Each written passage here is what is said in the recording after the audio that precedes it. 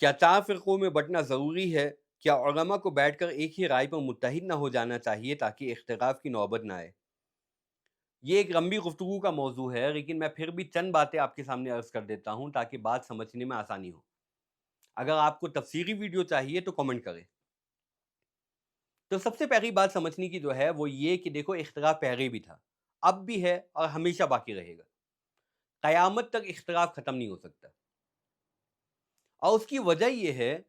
کہ لوگوں کا ذہن، لوگوں کے سوچنے کا طریقہ، ان کا زاویہ نظر، ان کا پرسپیکٹو، جس کے ذریعے وہ چیزوں کو اینالائز کرتے ہیں، وہ مختلف ہوتے ہیں۔ جب ایک جملہ کہا جاتا ہے، خصوصاً وہ جملے جن میں دو احتمالات ہو، تو ایک شخص اس جملے کے ذریعے ایک مطلب نکالتا ہے، جبکہ دوسرا شخص اسی جملے کے ذریعے دوسرا مطلب اخذ کرتا ہے۔ اب اس کی ایک بہترین مثال قرآن میں موجود ہے، اور وہ ایک آیت ہے جس کو اللہ رب العزت نے طلاق یافتہ عورتوں کے بارے میں نازل فرمایا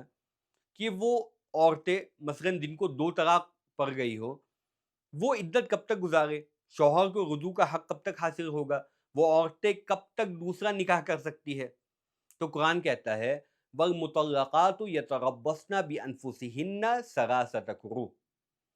کہ وہ عورتیں جو طلاق یافتہ ہے وہ اپنے آپ کو 3 قروء تک روکے رکھیں گی۔ اب یہاں ایک لفظ استعمال ہوا قروء، جو کہ عربی زبان کے اندر 2 معنوں میں استعمال ہوتا ہے، حیض کے معنی میں بھی استعمال ہوتا ہے اور پاکی یعنی طہر کے معنی میں بھی استعمال ہوتا ہے۔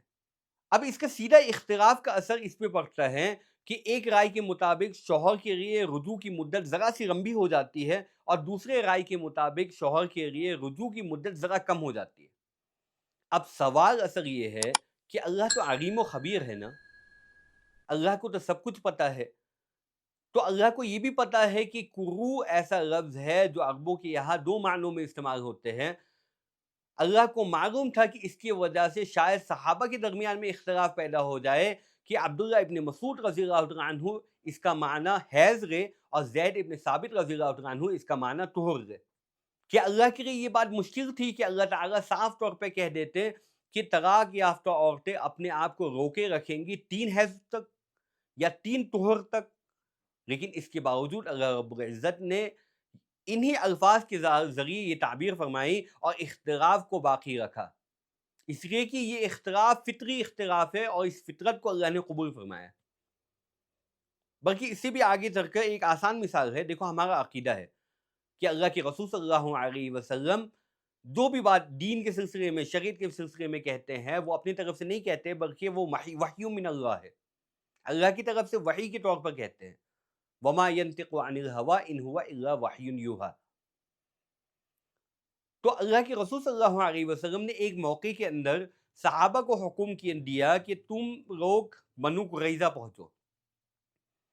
اور ساتھ ہی یہ بھی حکم فرما دیا لا یصلین احدکم العصر الا فی بنی قریظہ، کہ تم میں سے کوئی شخص عصر کی نماز ادا نہ کرے مگر بنو قریظہ پہنچ کر۔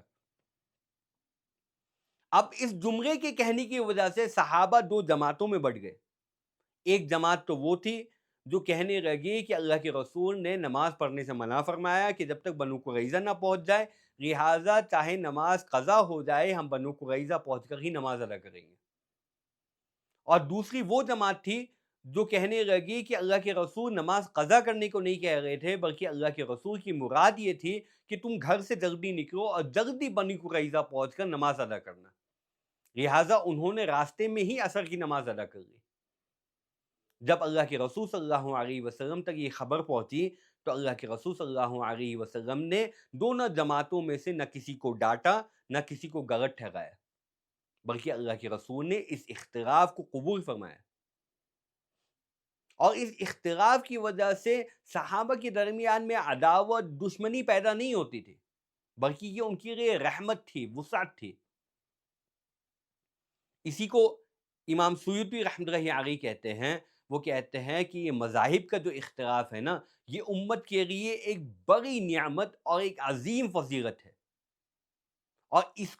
اس کے راز کو، اس کے فوائد کو صرف اہل علم ہی جان سکتے ہیں، جبکہ جاہل لوگ اس سے غافل رہتے ہیں۔ ان کا آگے کا جملہ تو اس سے عجیب ہے، وہ کہتے ہیں کہ میں نے تو ان لوگوں کو بھی دیکھا ہے جو عجیب جہالت سے کام لیتے ہیں اور کہتے ہیں کہ اللہ کے رسول صلی اللہ علیہ وسلم تو ایک شریعت لے کر آئے تھے، پھر یہ 4 مذاہب کہاں سے آئے؟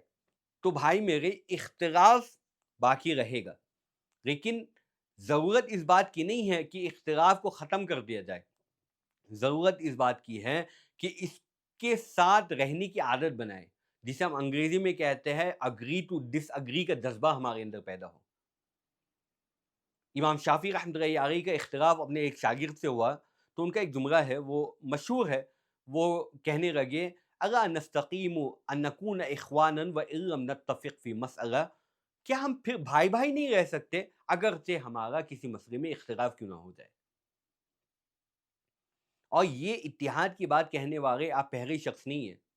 حضرت عمر ابن عبدالعزیز رحمۃ اللہ علیہ، ان کے پاس ایک شخص آیا اور کہنے لگے کہ جو ہے آپ لوگوں کو ایک ہی بات پہ جمع فرما دیجئے۔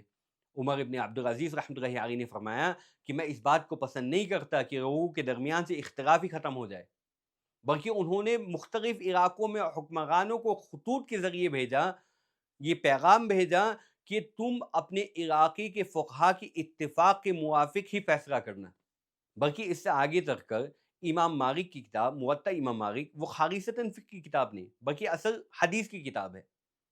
لوگوں نے بلکہ کئی حکمرانوں نے ان سے گزارش کی کہ آپ اس کو حکم کے طور پہ رکھ دیجئے تاکہ تمام لوگ اسی کے ذریعے سے فیصلہ کرے، موطا امام مالک کے ذریعے ہی فیصلہ کیا کرے۔ امام مالک نے اس پیشکش کو کبھی نہیں اپنایا، اس لیے کہ وہ امت کے لیے وسعت چاہتے تھے، تنگی نہیں چاہتے تھے، بلکہ ان کا مشہور جملہ ہے، وہ کہتے تھے کہ اے امیر المؤمنین، یہ اختلاف امت کے لیے ایک بڑی رحمت ہے اللہ کی طرف سے،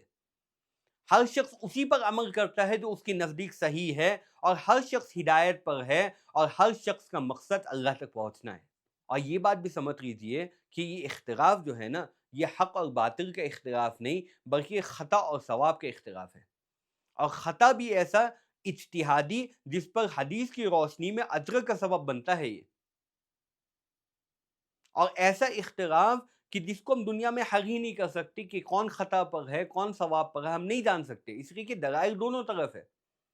بلکہ بقول امام انور شاہ کشمیری رحمۃ اللہ علیہ کے قیامت کے روز بھی ہمیں پتہ نہیں چلے گا کہ خطا پر کون تھا، اس لیے کہ امام مالک ہو، امام احمد ابن حنبل ہو، امام شافعی ہو، امام ابو حنیفہ ہو، یہ چاروں کے چاروں اللہ کے برگزیدہ اور اللہ کے محبوب بندے ہیں، اور کسی کو خطا پر ظاہر کر کے اللہ ہرگز اپنے اس بندے کو رسوا نہیں کریں گے۔ لہٰذا اس اختلاف کو بڑا مدعا نہ بنایا جائے، بلکہ اختلاف کو جب مدعا بنایا جاتا ہے تب یہ قتل و غارت تک پہنچ جاتا ہے۔ لہٰذا اس آبسیشن سے باہر نکلے اور اپنے توانائی کو، اپنی صلاحیت کو، اپنی خدمات کو ان کاموں میں استعمال کرے جو کہ واقعتاً پروڈکٹیو ہو۔